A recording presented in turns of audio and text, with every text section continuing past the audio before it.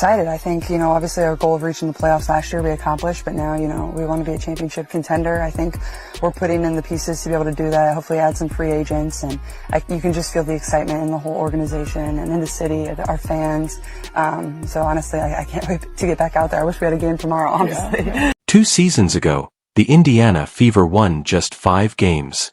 However, in a matter of years, their generational player Caitlin Clark requested for star power, and the new front office of the team responded with a resounding slam dunk. Thoughts on the $80 million Fever facility and Stephanie White being like, we're going to be aggressive in free agency, and massive names who are available.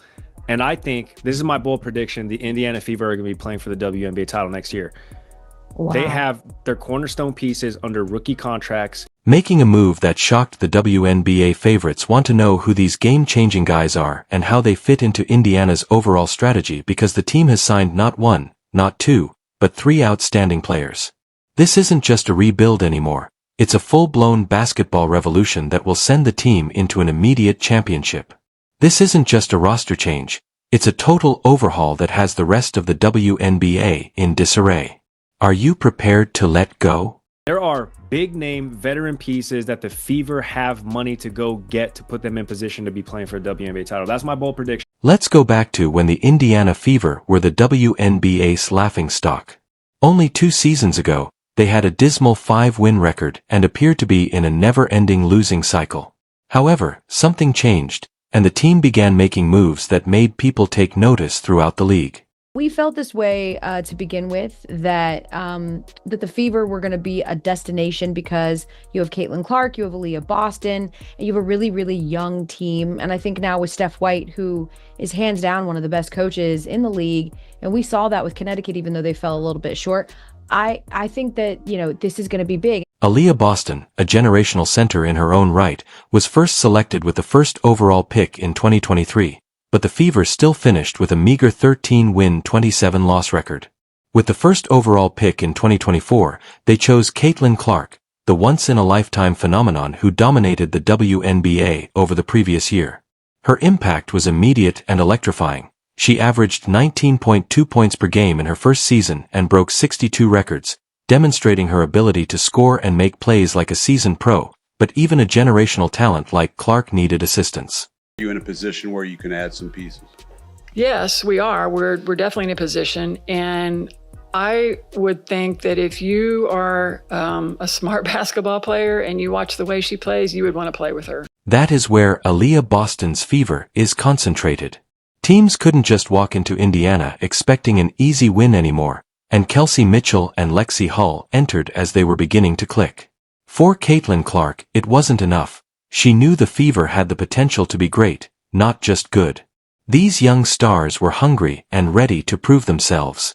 Last season, they shocked everyone by clawing their way into the playoffs with a 20-win, 20-loss record. It was a huge step forward, marking their first playoff appearance in nearly 10 years. I see a lot of players wanting to go, in this offseason, a lot of players are going to want to go to the Fever. What did Clark do? She went straight to the front office and asked for quality free agents. Let me tell you, the new management team, which included President Kelly Koff and General Manager Amber Cox, didn't just listen, they delivered big time. The Fever had 4 main priorities. First, they needed to resign Kelsey Mitchell, who had been the team's backbone for the previous 2 seasons, averaging 19.2 points per game last season. Second, they wanted versatile wings who could both score and defend, giving Clark and Mitchell some additional firepower. Third, they needed to bolster the forward position with size and defensive-minded players who could run the floor and score when needed.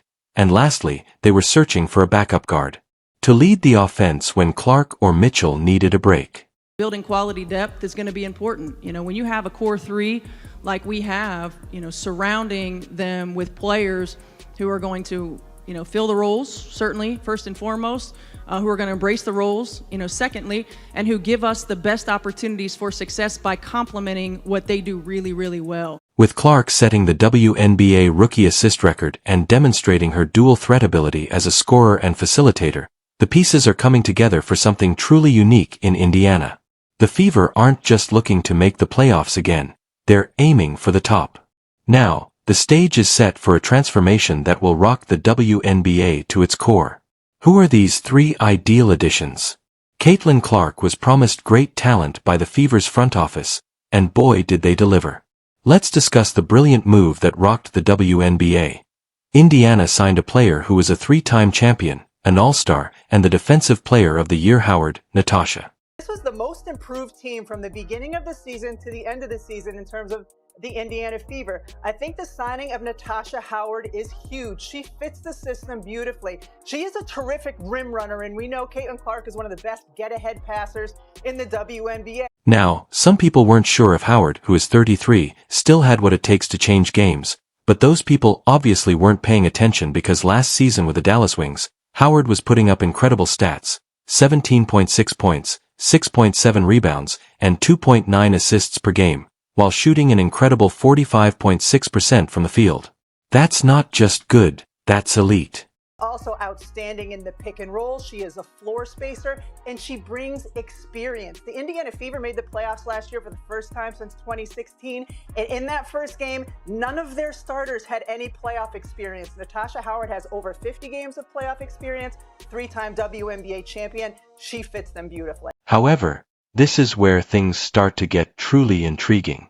Howard is a defensive juggernaut who isn't just a scorer. You may recall her winning Defensive Player of the Year in 2019, and she hasn't slowed down at all.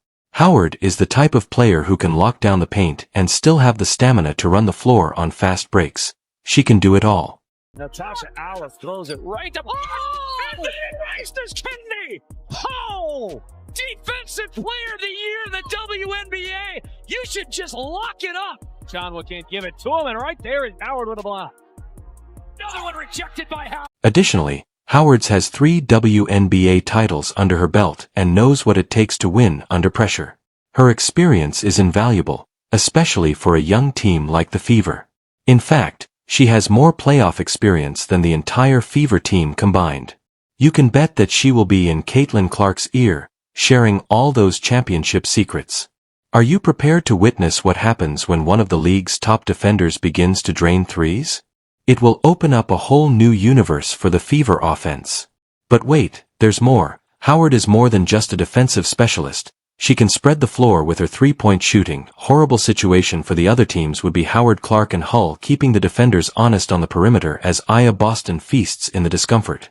They have certainly improved by signing Howard. She, to me, fits their system beautifully as a rim-running stretch four. We know Caitlin Clark is the best get-ahead passer in the WNBA right now. Howard will run the floor. Howard is outstanding in the pick and roll. We saw how good she was doing that when she was in Seattle. What else does she bring? A massive amount of experience. In relation to Boston, her development will greatly benefit from Howard's presence. Boston is already a formidable force, but now that she has an experienced mentor to learn from, that's a front. The real magic of this signing is how it changes the entire Fever team, but the court will give the rest of the league restless nights. With Howard on the court, Indiana isn't just a team with a promising future, they're a team that is prepared to win right now. She's not just meeting a need, she's completely transforming this team's identity. Remember, all the conversation for Indiana going into the playoffs last year, first time they'd made it since 2016, was how little playoff experience they had. You see, now they have 33 games. In that first playoff game against the Connecticut Sun this past season, they had 0 playoff experience from their starting 5. Howard brings playoff experience. She's won 3 championships with both Minnesota and Seattle. So to me, she's a huge, huge piece for them. As you thought the Fever was finished making moves, they pulled off a trade that left the WNBA world in disbelief. Fans were perplexed as to why Nalissa Smith, who was once thought to be the future of Indiana's front court, was suddenly leaving with the 8th pick in the 2025 draft. Then, the other shoe dropped. The Fever received Sophie Cunningham and the 19th pick in exchange.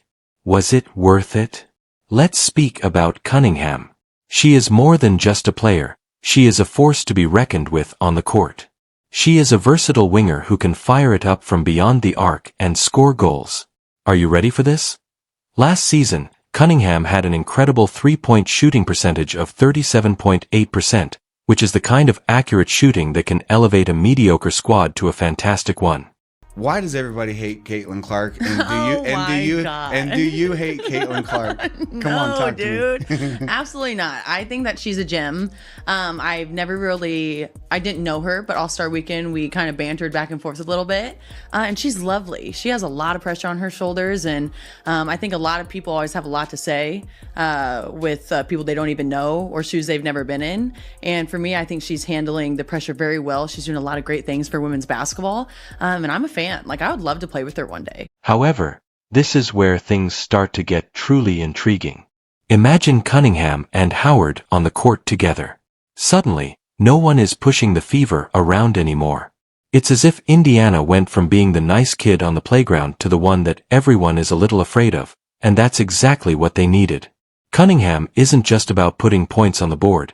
She's the kind of player that makes opponents think twice before Dr. Ding to the basket. Remember how we said the Fever needed someone who could rough it up in the paint? Well, they just got her.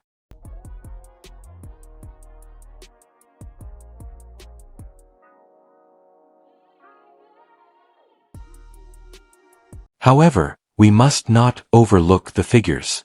Last season, Cunningham averaged 8.4 points, 3.9 rebounds, and 2.0 assists per game. While those numbers might not seem impressive at first, they reveal a player who can do a little bit of everything, which is precisely what the Fever were searching for. What is that? It might not be from you, but like what is I mean, it feels it's not hate, but is it jealousy? Is it envy? Is it just like, what is it? Yeah, I see both sides. I'm not an extremist in any way. Yeah. And so I like to see both sides of each party. I think when you have older people in the league, they work their tails off and they didn't get the recognition. They don't get paid millions of dollars before they even step on the court. You know what I mean? And for them, it's all about, okay, well, what are your stats? What are you doing for the actual game? Like, while you're playing. Yeah. And then for them. Now, some people may be wondering why they gave up Smith with that 8th choice, but here's the problem. Smith had a poor season in 2024, playing almost at all in the season's latter games, and there was a bit of a log once Howard arrived. Jam at forward, sometimes you have to give up something good to get something great, and the Fever are getting just that. This trade isn't just about talent, it's about changing the team's culture. The Fever are making it very clear that they aren't just here to compete, they are here to win, and they're prepared to take risks to get there. This is amazing for women's basketball. This is amazing for women's sports in general. You have so many people, so many new and fresh eyes on our sport that maybe they're a little uneducated and maybe they kind of stir the pot a little bit. And so I get that. But for that class to come in, you have her. From the base of the mountain to the summit, the Indiana Fever are not only constructing a squad but also establishing a dynasty in front of our very eyes. In just 2 years, there has been a basketball revolution led by Caitlin Clark and backed by a cast of celebrities, including Natasha Howard, Cunningham, Sophie Kelsey Mitchell, and Aaliyah Boston. One thing is certain, though, the Fever is ready to take the WNBA by storm. The other teams in the league should be on guard because Indiana is coming in hot and, guess what, they might not be done yet. With cap space still available, another big name could be on the horizon. Oh, you agree that the underdogs are the team to beat? If yes, please leave a comment, subscribe, and enable all notifications so you don't miss anything. We'll see you in the next one after you click the video on the screen.